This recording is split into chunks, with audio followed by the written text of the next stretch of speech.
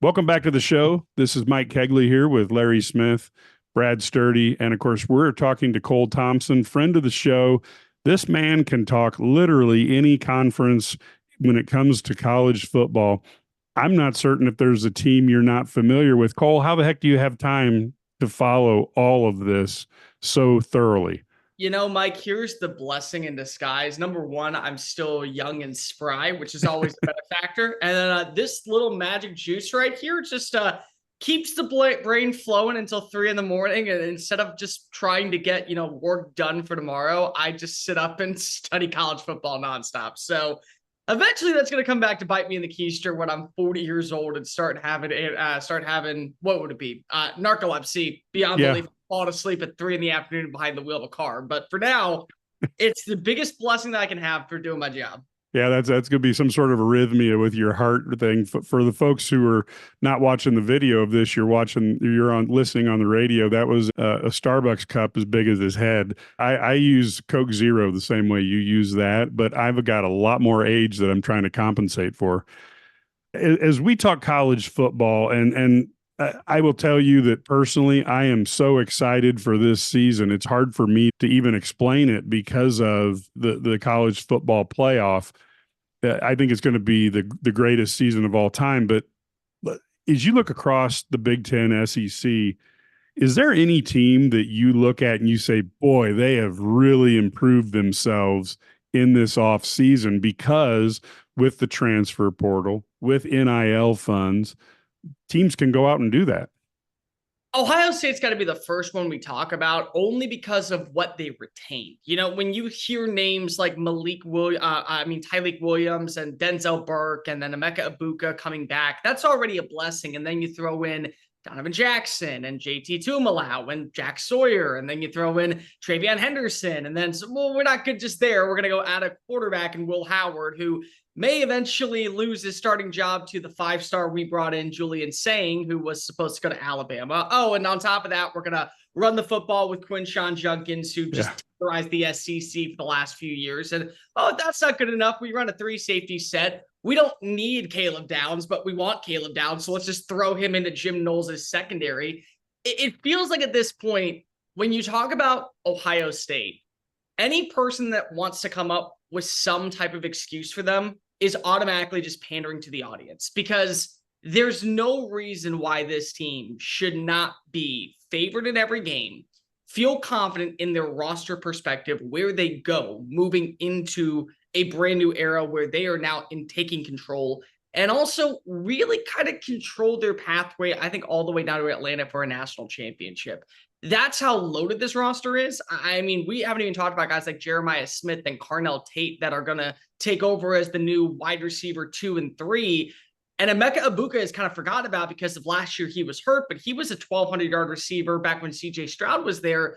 So they're in a really good spot. Oregon's a really interesting team for going into the Big Ten in year one. And it's funny because I compare Oregon to what I would say is the Frankenstein monster by Mary Shelley, and Dan Lanning has become Dr. Frankenstein because he's got offensive linemen that are built for the Big Ten, but wide receivers that are built for the Pac-12. He's got running backs that could find success in the SEC. He's got a quarterback with basically an MD in college football. Will Stein's offense is so uniquely intricate, but also simplistic to where it's hard to gain and it's hard to cover, but it's also really easy for a quarterback to find his stride, which I think is a big win for Dylan Gabriel going into this year, who might be left-handed Bo Nix for the way that we put it. And I also think that when you look at a team like Minnesota, they're really interesting to me. And because of Max Brosmer was one of the best FCS quarterbacks last year from New Hampshire. 33 touchdowns, 8 interceptions, completion rating around like 68.2%. The quarterback play was a big reason why PJ Fleck's squad kind of downtrodden their success. And Minnesota's one of those rosters that you feel like they should be right there along with the Michigan States and the Wisconsins of the world, 8-4, 9-3 every few seasons. Well, they upgraded the most important position. They feel good at the wide receiver room. They still have a decent run game. The offensive line is still pretty stable. They may end up being what Missouri was last year in the SEC, where they kind of come out of nowhere, and maybe they're not the best team in the conference, but they're certainly right there. When it comes to the SEC, kind of the same thing with Ole Miss. You know, they're a team that just literally said, we're going to double down and use the transfer portal and NIL to our advantage. And it's why I say that Lane Kiffin's the portal king. Like, yeah, his track record maybe of hitting with first round picks isn't Mike Norvell's level, but it still is.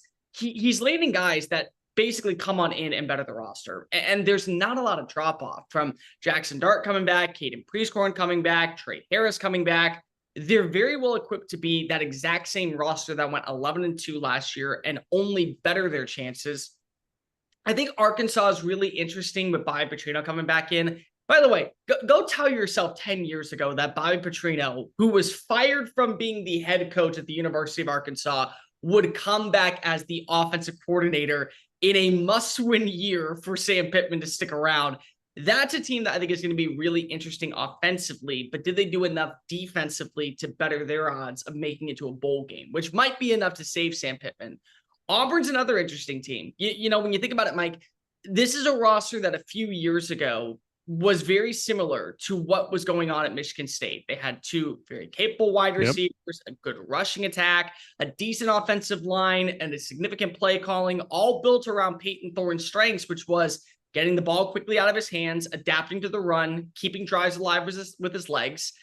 And Auburn right now is one of those weird rosters that they don't play well against New Mexico State.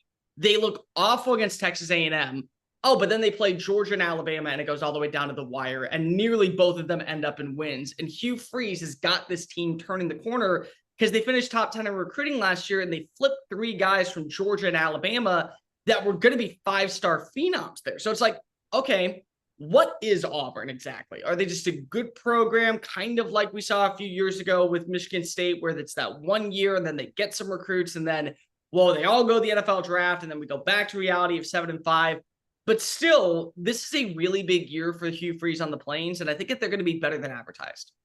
So the one question I have, and this is just my weird way of thinking, if Bobby Petrino saves Sam Pittman's job, if you're Arkansas, shouldn't you just hire Bobby Petrino to run the thing again? So here's the thing. I've talked to some people close to Bobby's camp. He's a guy that I don't think wants to be a head coach anymore. I think that the thing that he loves is very similar to what happened with Chip Kelly. So Kelly is not a big fan of what's going to come at UCLA when it's recruiting, with NIL, dealing with the transfer portal. He just wants to coach football. He just loves the fact that football is football. He gets to dial up offensive schemes, and it ends up bolstering his stat line of being a great innovator of the sport. And it feels like Bobby's in that same pathway at this point. He enjoys being a grandfather. He enjoys having a little bit of downtime with his family. He likes being able to run one side of the football. When he was at Missouri State, one of the big things was it's Missouri State. The recruiting level is not as intense. It's not as big when it comes to NIL. They know they're going to get certain players that come in via the portal simply because of they want to return home, and they were at maybe a Arkansas State or a Chattanooga. And so they're not going after these monumental players from Alabama or from Texas or from TCU. They're going after guys who basically fit their mold, and they want to be a part of just their hometown grown atmosphere.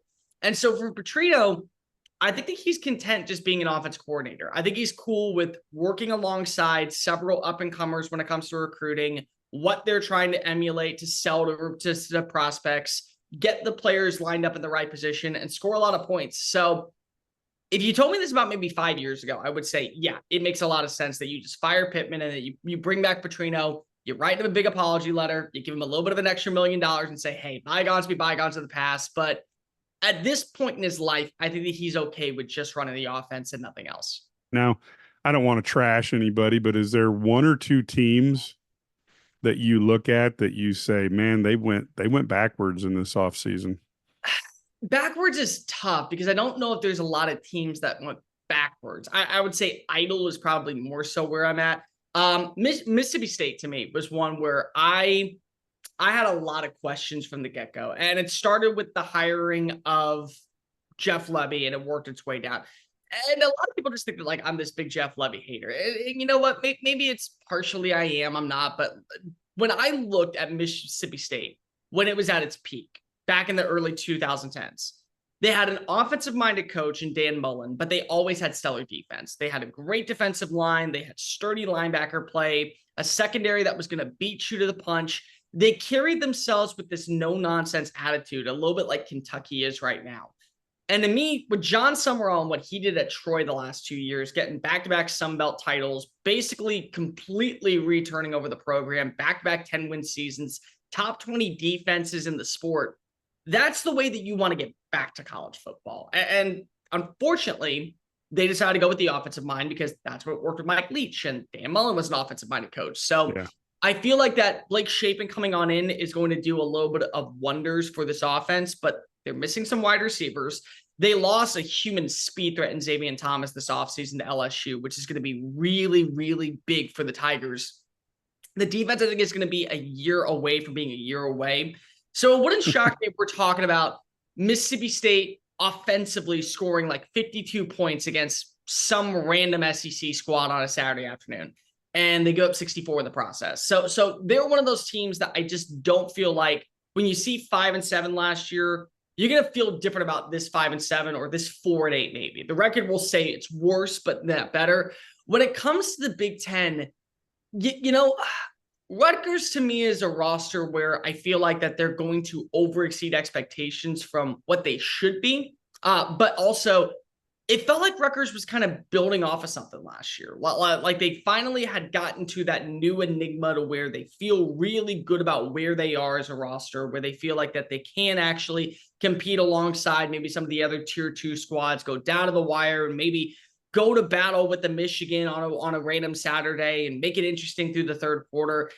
And they didn't build off of that. You know, like they bring over Arthur Cavalamis, the quarterback from Minnesota. And I know that'll be good because of Kirk Soroka is now the offense coordinator there. And Soroka was really big on getting him to be the new, getting him to come to Minnesota to begin with. But do you feel like that is truly an upgrade over what you have with Gavin Wimsatt? I think Maryland's another really interesting team, in my opinion, because Maryland, MJ Morris was a quarterback I was really high on last year at NC State. I think that he can be something really special, but also they don't have a lot of wide receivers. They lost both of their starting tackles. They have some questions on the defensive line. I just don't know what I'm going to get from Maryland this year. And Maryland at some point, when you're Mike Locksley squad and you see where everyone else is taking either a jump forward or a jump back and you're staying idle, well, sometimes that's not a problem. That's not a big concern. But there's other times where you say, we're adding in 4 new teams, yet here we are still 7-5, 7-5, 7-5. When's the change coming? Because we want to get to that 9-3 level. We want to get to that 10-2 level. We want to at least be in that conversation for a college football playoff berth. And it just feels like, once again, here we are talking about them probably being 7-5, bowl eligible. Maybe at most they'll get an 8-5 win season, and you'll see Mike Locksley get the mayo dumped on him in the Duke's Mayo Bowl. Like maybe that's what we're going to see. Washington is one more, but Washington's expected. Like Washington lost literally everything. They are the second worst returning production in all of the FBS level at 129. Like that's dangerous. Like that's lethal. But they got Jed Fish, and so Jed Fish, so long as he's not going to hightail it on out of there if Billy Napier gets fired. Yeah, I think that they're still in a really good spot for the foreseeable future. One real quick question for you as we're getting close to having to pay some bills here. If 3 teams from the Big Ten make it in, is that going to be Oregon, Ohio State, and Penn State? Or do you think Michigan pushes that envelope? What would you predict? Here's the thing about Michigan that really bothers me with people when we talk about it. Michigan is coming off of winning a national championship. They're coming off of beating the dog crap out of everybody last year. Like they literally beat the brakes off of every single player. They marched into Penn State with a backup coach in Sharon Moore. That was the interim. And they hightailed them out of there nonstop. They did not throw the football in the entire second half. Like that is the level of what we're talking about with this team. They didn't have their head coach. Their quarterback didn't throw a pass. But everyone's saying, oh, they're going to be forgotten about. They're going to be left to the dust. Why? Is my big question. Why? Because last I checked, Sharon Moore, who was the guy who was leading the charge that day, is now the head coach. They get a defensive coordinator that is a little bit different than Jesse Minter, but he loves to blitz by the name of Wink Martindale. We've all heard of him before. They still have the best 1-2 combination at defensive tackle, headlined by, in my opinion, the best defensive player in the country in Mason Graham. They have the number one cornerback in the country in Will Johnson. They still have a very good offensive line. They bring in Donovan Edwards again. And Donovan Edwards is kind of forgotten about because if he had a split carries with Blake Corum, yet EA Sports thinks he's so good they're going to put him on the brand new EA college football cover. So that carries a little bit of weight, in my opinion. They still have arguably the best tight end in the country in Colson Loveland. They still have a majority of the roster that Jim Harbaugh, for Harbaugh football, wanted to emulate on the staff. And they still have most of the coaches just in different spots that are now taking over in new roles. Like what am I missing here when it comes to Michigan? Like, oh, they lost J.J. McCarthy. Oh, you mean the quarterback that last year threw for 2,700 yards? You're not telling me that Alex Orji can't do that, or Jack Tuttle can't do that, or Davis Warren can't do that? You're telling me that with their schedule that they're not going to still be in the 9-3, 10-2 picture? Like, what are we doing here? Like it's not like Michigan just died and went to hell, like, and Connor Stallion just waiting for them at the red gate. Like, it's not like any of that shit's going on. This is just a really interesting team that I don't think is going to be undefeated. But at the same time, there's going to be these rosters where, especially with Tony Petitti and Greg Sankey wanting to eventually either dilute themselves and create their own college football playoff, they're going to have to play nice and say, well, this is the defending national champion and they're 9-3. So could we sneak them in because we play 9 conference games and the SEC plays 8 conference games? So are we going to get the benefactor of playing one more conference game than them? I think Oregon and Ohio State are locks to get in. Penn State's really interesting to me because of, again, they should be a playoff team. They should be a roster that makes it the dance.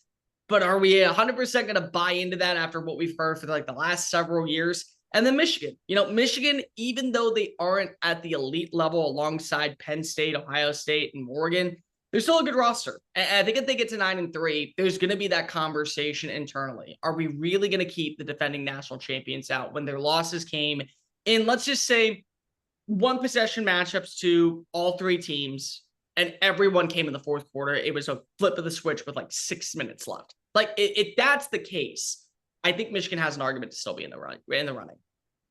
So, folks, there's your line of hope for Wolverine fans and certainly Ohio State fans. If you're still tuned in, we'll see if you can handle that. This is why it's going to be the greatest season, maybe in forever. With that, we will be right back after these messages.